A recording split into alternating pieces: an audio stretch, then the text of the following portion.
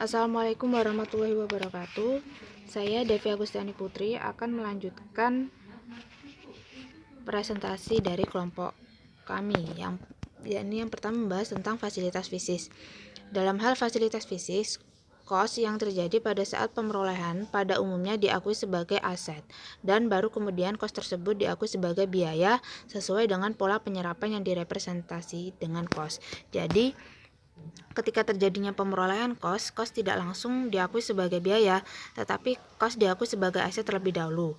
Baru setelah itu, kos diakui sebagai biaya sesuai dengan pola penyerapannya.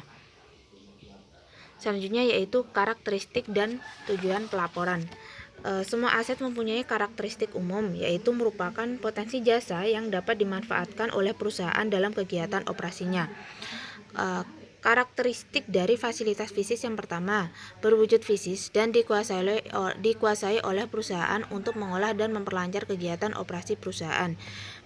Maka dari itu, yang termasuk dalam kelompok ini adalah aset yang berkaitan dengan kegiatan operasional perusahaan, sedangkan aset yang tidak digunakan dalam kegiatan operasional perusahaan dilaporkan secara terpisah.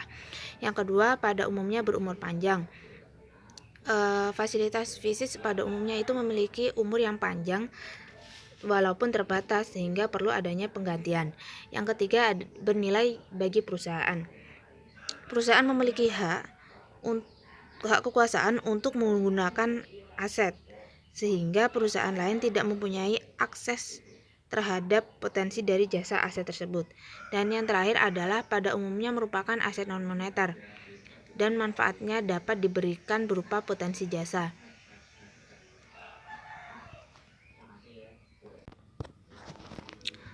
Aset non-moneter meliputi persediaan gedung dan bangunan peralatan dan aset lain yang bukan merupakan klaim atas kas pada masa yang akan datang. Selanjutnya adalah tujuan pelaporan dan pengukuran fasilitas fisik. Yang pertama adalah menentukan penggunaan jasa dalam suatu periode yang diperkirakan telah menghasilkan pendapatan. Jadi tujuan pelaporan ini adalah untuk menentukan apakah penggunaan jasa dalam satu periode akuntansi tersebut mampu menghasilkan pendapatan atau pemasukan kepada perusahaan. Yang kedua, memberikan informasi kepada pemakai laporan, baik itu investor, kreditur, atau pemilik perusahaan tentang kualitas fisik dan kapasitas atau daya yang masih melekat pada aset fisik tersebut. Menurut Patten and Littleton mengemukakan gagasan pokok akuntansi fisik fasilitas fisik ada 3. Yang pertama, kos fasilitas fisik sengaja diperoleh untuk memungkinkan terjadinya produksi barang dan jasa sebagaimana faktor produksi lainnya, misalnya sediaan. Yang kedua, kos fasilitas fisik harus dibebankan kegiatan operasional perusahaan dengan cara sistematik, yaitu dengan cara yang sudah tersistem, sudah jelas alurnya, dan memperhatikan faktor-faktor yang mampu mempengaruhi kos fasilitas fisik. Yang terakhir yaitu kos fasilitas fisik yang berkaitan dengan kegiatan operasi perusahaan di masa depan, pada hakikatnya merupakan suatu bentuk beban tangguhan yang harus dilaporkan di neraca dalam kelompok dan dengan nama yang tepat. Selanjutnya adalah tentang istilah yang digunakan untuk menunjuk aset yang mempunyai karakteristik yang sudah saya sebutkan tadi. Yang pertama yaitu aset tetap. Aset tetap itu tidak cukup deskriptif atau tidak cukup mencerminkan karakteristik dari fasilitas fisik, karena aset tetap mempunyai makna sebagai pasangan aset lancar. Aset tetap menjadi terlalu luas karena aset tetap mencakup investasi jangka panjang, aset tetap berwujud, sumber alam, dan aset jangka panjang lainnya. Yang kedua adalah aset tetap berwujud.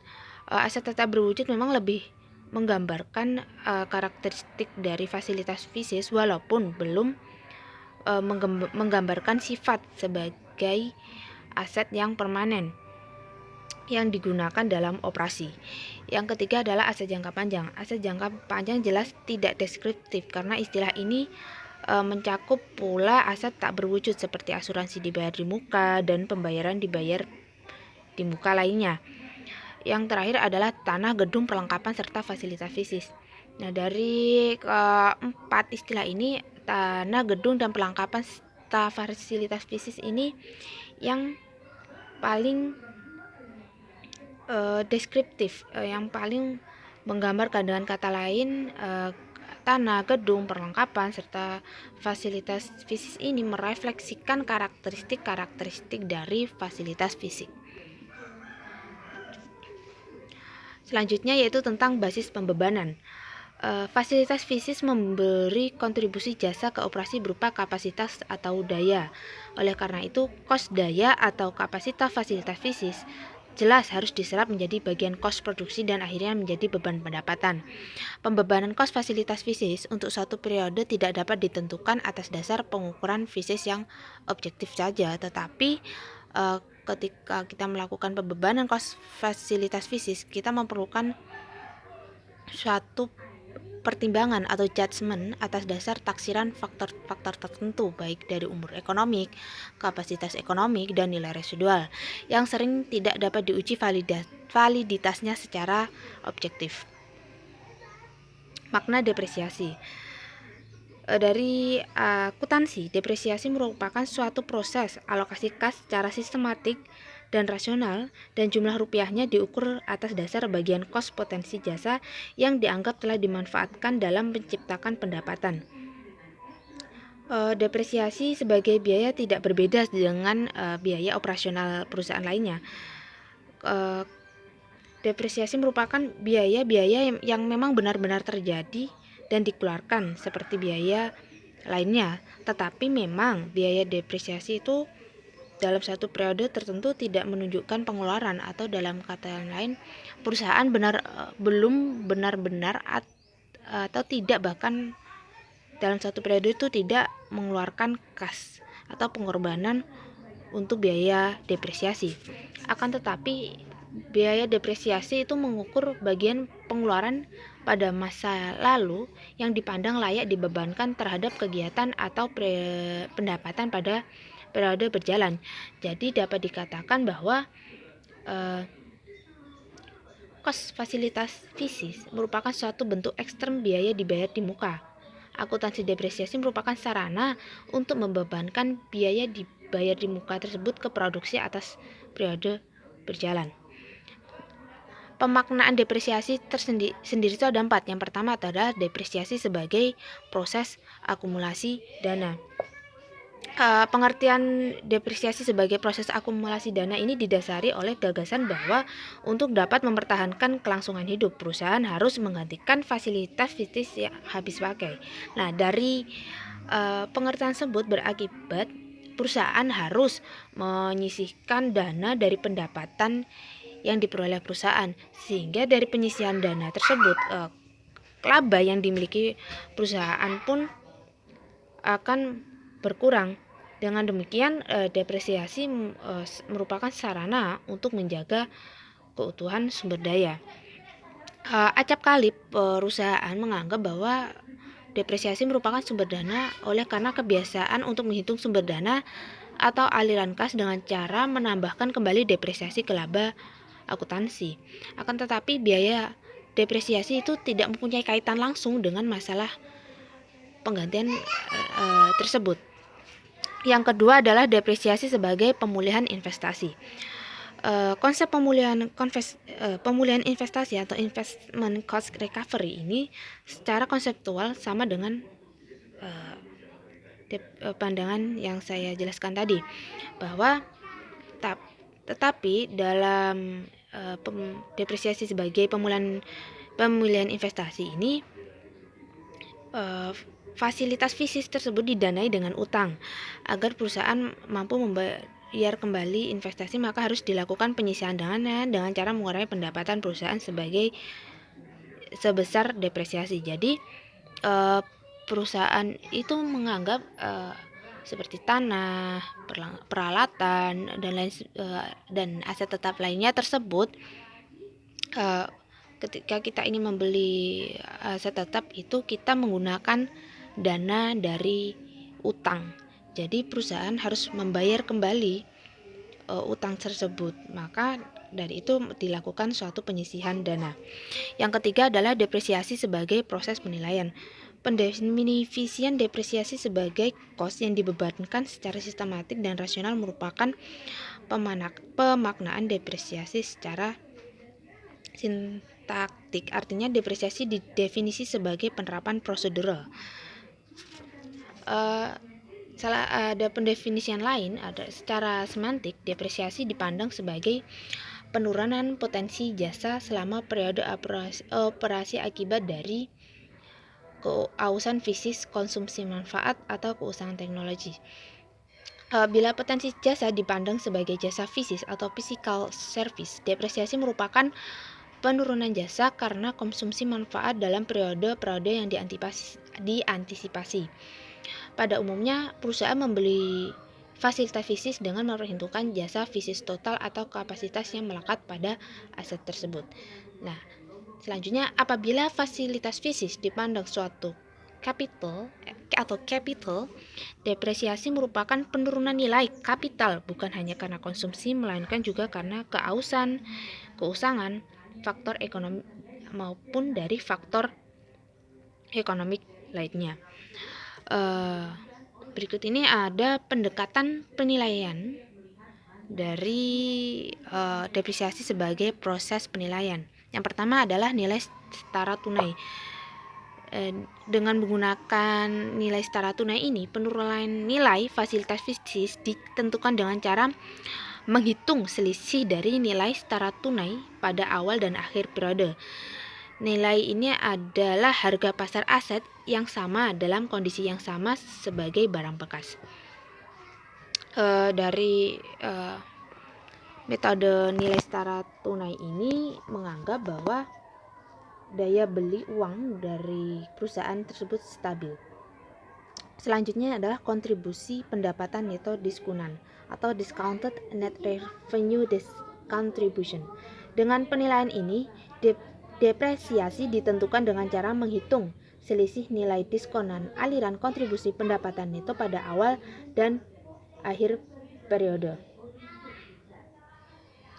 Kontribusi pendapatan neto atau tambahan aliran kas masuk karena adanya investasi fasilitas fisik bersangkutan.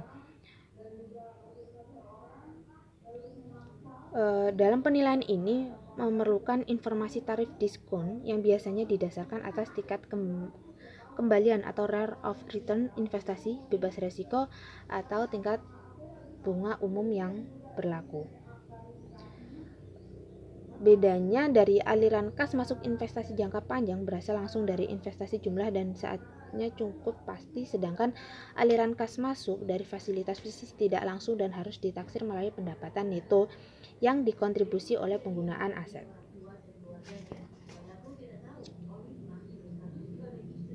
Yang keempat adalah depresiasi sebagai sarana penandingan kos dan kontribusi pendapatan neto. Perbedaan dari pemaknaan depresiasi dengan yang lainnya adalah pola penyerapan yang tidak langsung didasarkan atas penyerapan jasa, tetapi atas dasar pendapatan neto yang dihasilkan oleh fasilitas fisik yang bersangkutan. Pendapatan neto ini adalah pendapatan yang dihasilkan dari fasilitas fisik dikurangi biaya pengoperasian fasilitas fisik. Hal ini didasarkan oleh pemikiran bahwa variasi pendapatan merefleksi variasi penyerapan jasa fasilitas fisik. Dengan kata lain, pola penyerapan sejalan dengan pola kontribusi pendapatan neto. Selanjutnya yaitu metode alokasi.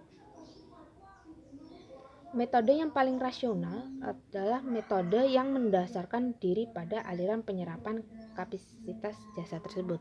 Maka dari itu, metode alokasi yang paling tepat dalam pengukuran fasilitas fisik adalah metode unit produksi. Kesulitan dari yang harus dihadapi pada metode ini adalah menentukan kapasitas total yang dapat dihasilkan selama umur ekonomik aset bersangkutan. Di samping itu, keausan tidak selalu proporsional dengan intensitas penggunaan dan juga pengaruh faktor keusangan. Sama sekali tidak ada hubungannya dengan fluktuasi produksi yang dihasilkan.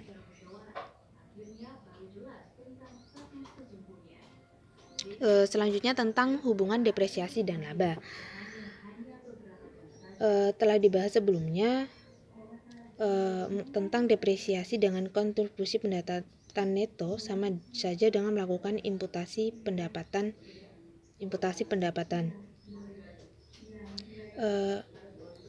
Ini berarti besarnya biaya depresiasi tergantung pada besarnya pendapatan dalam periode tertentu. Implikasinya adalah pada pendapatan cukup kecil akan terjadi semacam penundaan biaya depresiasi atau tahun gemuk menutup tahun kurus. Sekali depresiasi telah diprogram secara sistematik dan rasional, depresiasi hendaknya tidak ditunda pembebanannya karena semata-mata pembebanan tidak dapat menutup biaya. Dengan kata lain, apabila pada satu periode karena perusahaan memperoleh pendapatan yang cukup kecil, jadi perusahaan tersebut mempunyai inisiatif nih untuk melakukan penundaan biaya depresiasi atau biaya depresiasi tidak dimasukkan dalam laporan karena akan mengakibat apabila biaya depresiasi terus dimasukkan, maka laba yang diterima perusahaan tersebut akan kecil. Nah, dalam alasan tersebut tentu saja tidak diperkenankan biaya depresiasi tersebut ditunda pada pembebanan periode tersebut.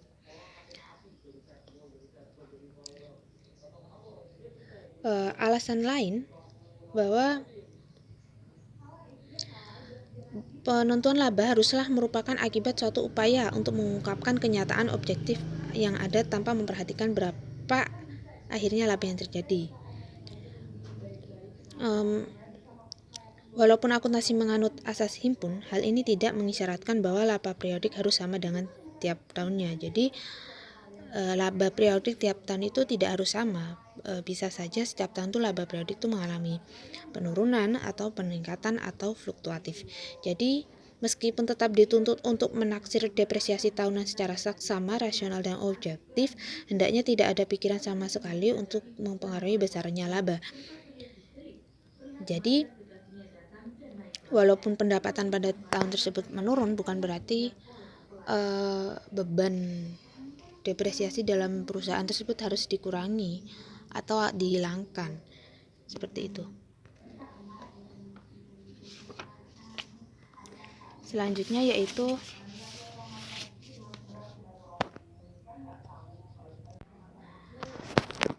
tentang koreksi terhadap kesalahan taksiran.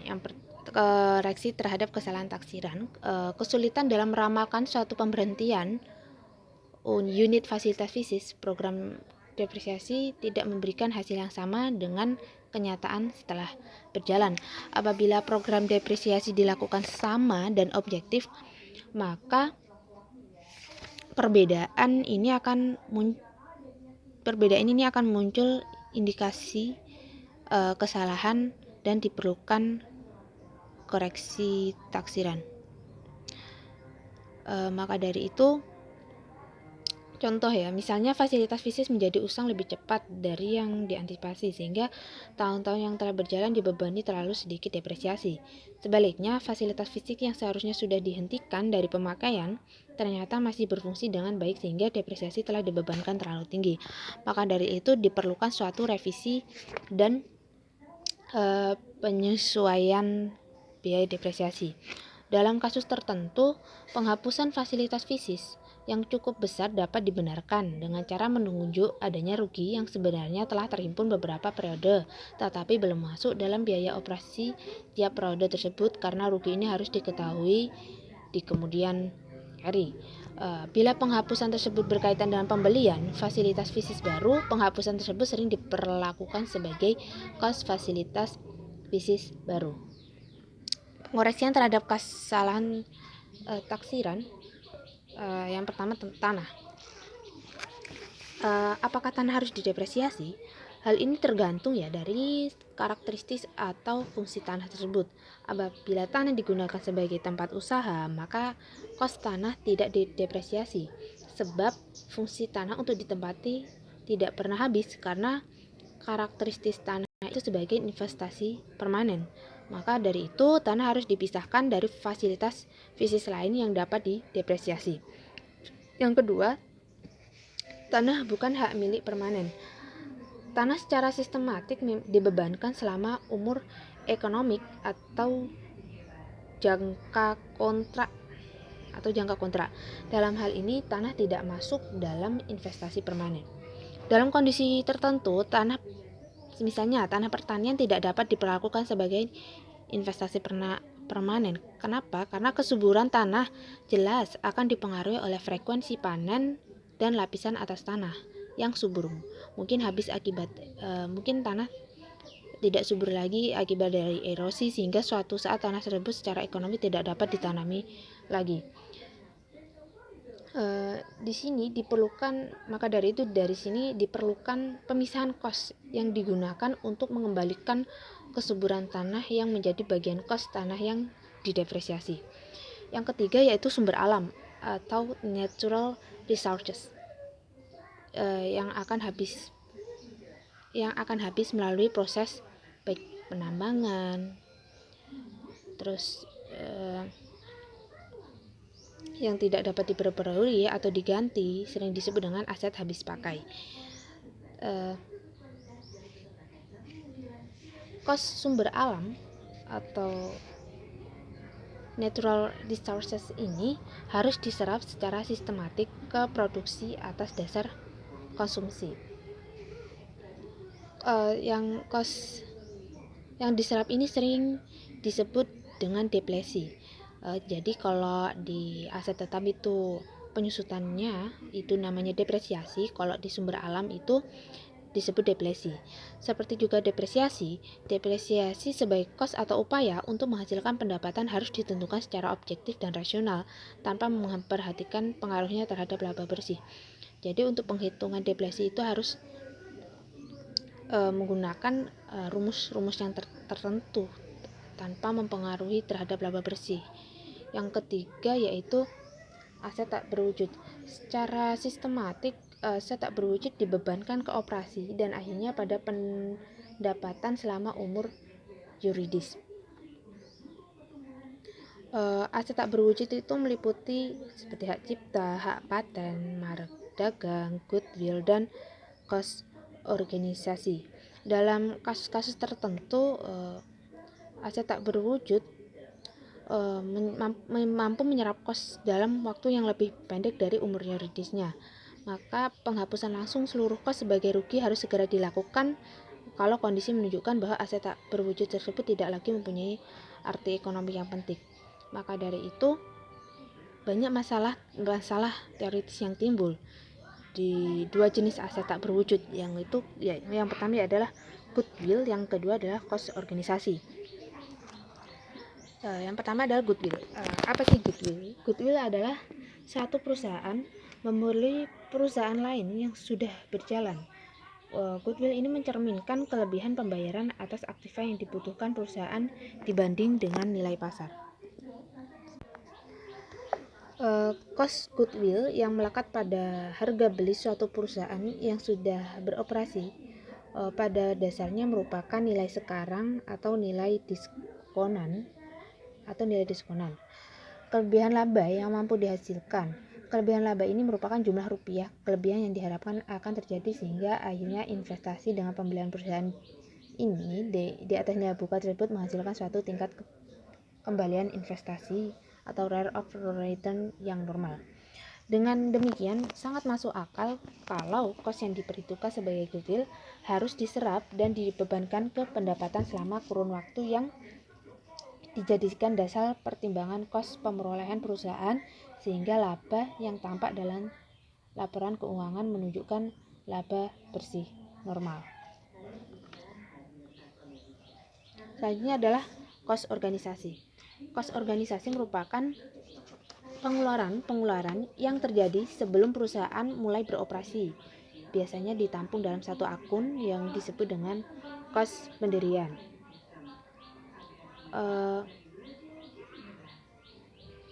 Kos organisasi diperlukan sebagai aset tak berwujud karena kos tersebut tidak dapat dikaitkan dengan aset tetap berwujud yang ada dalam perusahaan.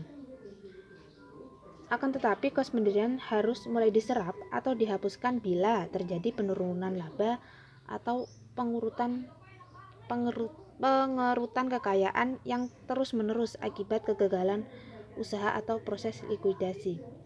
Jadi kos pendirian tersebut tuh harus mulai diserap nih atau dihapuskan kalau perusahaan tersebut secara mengalami penurunan laba secara signifikan atau dari tahun ke tahun itu labanya selalu mengalami penurunan, sehingga mengakibatkan kekayaan perusahaan tersebut juga menurun dan bisa saja perusahaan tersebut mengalami likuidasi atau kebangkrutan. Jadi kos organisasi ini tidak semestinya diamortisasi dalam hal perusahaan berjalan terus. Kos organisasi tersebut tidak mengalami penyusutan dalam apabila perusahaan tersebut mengalami perkembangan, tetapi tidak semestinya dipertahankan tetap utuh dalam hal perusahaan mengalami kemunduran terus-menerus. Jadi apabila perusahaan tersebut mengalami perkembangan, maka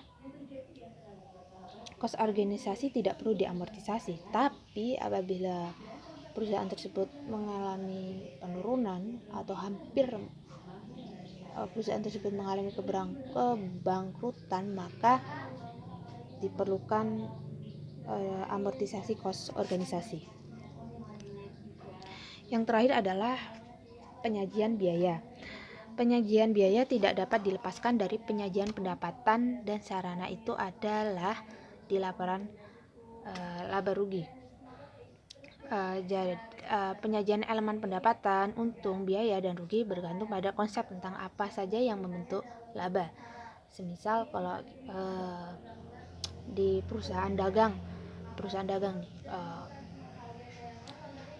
untuk membentuk laba, untuk memperoleh laba tersebut ada urutan sendiri. Yang pertama dari penjualan dikurangi dengan harga pokok penjualan, setelah itu baru memperoleh laba kotor. Dari laba kotor tersebut akan memperoleh laba bersih, itu laba kotor dikurangi dari biaya-biaya, baik dari biaya penjualan, biaya operasional dari produksi dan lain-lain, maupun dikurangi dari biaya umum, administrasi dan umum maksudnya ya. Nah, setelah laba kotor dikurangi biaya, nanti akan diperoleh laba bersih sebelum pajak. Nah, dari laba bersih sebelum pajak tersebut dikurangi dengan pajak yang sudah ditentukan perusahaan. Nah, laba bersih sebelum pajak dikurangi pajak, barulah kita memperoleh yang disebut dengan laba bersih. Sekian presentasi dari kelompok kami. Ada kurangnya kami mohon maaf. Apabila teman-teman ingin bertanya bisa langsung chat di grup. Akhiran, wassalamualaikum warahmatullahi wabarakatuh.